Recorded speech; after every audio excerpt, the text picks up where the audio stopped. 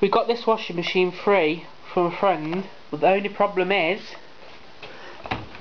it won't spin. I have this machine but with the induction motor,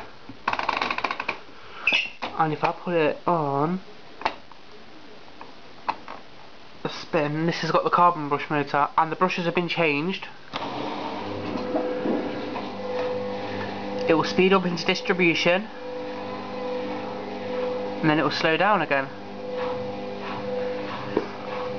And now it will just do this all the way through the cycle, the spin cycle. It will not spin, this is all it will do. The brushes have been changed and the filter's been cleaned out.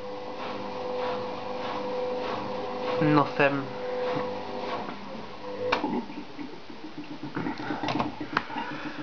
Please give me a solution.